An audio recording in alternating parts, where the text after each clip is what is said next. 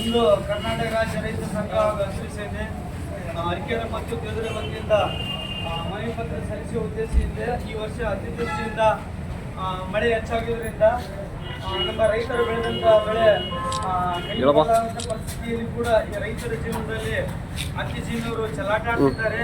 ಆ ಕಾರಣಕ್ಕೋಸ್ಕರ ಸರ್ಕಾರಿ ಹತ್ತಿ ಖರೀದಿ ಕೇಂದ್ರ ಕೂಡಲೇ ಪ್ರಾರಂಭ ಮಾಡಬೇಕು ಮತ್ತು 9,900 ತಗೋಬೇಕು. ಅಷ್ಟಾದ್ರೂ ಕೂಡ ನಮ್ಮ ರೈತರಿಗೆ ಬೆಳೆದಂತ ಸರಿ ಹೋಗೋದಿಲ್ಲ.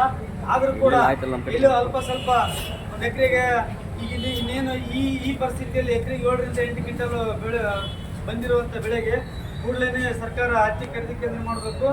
ಜೊತೆಗೆ ರೈತರಿಗೆ ಯಾವುದೇ ಕಾರಣಕ್ಕೂ ತಮ್ಮ ಅಂಗಡಿ ಬಿಲ್ಲನ್ನೇ ಕೊಡಬೇಕು, ಬಿಲ್ ಚೀಟಿಯಲ್ಲಿ ಕೊಡಬಾರ್ದು. ಇದಾದ ಕೂಡಲೇ ತಮ್ಮ ತಾವೇನು ಅಮಲ್ರೇನು ಇದು ಮಾಡ್ಕೊಂಡಿರ್ತಾರಲ್ಲ ಅವ್ರವ್ರ ಒಪ್ಪಂದದಿಂದ ನಮ್ಮ ರೈತರಿಗೆ ತಗೊಳ್ಳೋದು ಒಂದು 20 ರೂಪಾಯಿ, ಅಮ್ಮಲ್ಲಿ ಕೊಡೋದು 16 ರೂಪಾಯಿ, ಅದನ್ನು ಕೂಡಲೇ ತಡೆ ಹಿಡಬೇಕು ಅಂತ ಹೇಳುತ್ತಾ ನಾನು ಎಲ್ಲ ರೈತ ಸಂಘದ ಪರವಾಗಿ ನಾವು ಇವತ್ತು ಸಮಯ ಅಭಾವ ಇರೋದ್ರಿಂದ ವಾಲ್ಮೀಕಿ ಸಮಾಜದ ಒಂದು ಮನವಿ ಪತ್ರ ಕೊಡೋದಿದೆ. ಆ ಕಾರಣಕ್ಕೋಸ್ಕರ ನಾವು ಬೇಗನೆ ಮುಗಿಸ್ತೇವೆ ಅಂತ ನಾವು ಎರಡು ಮಾತು ಕರ್ನಾಟಕ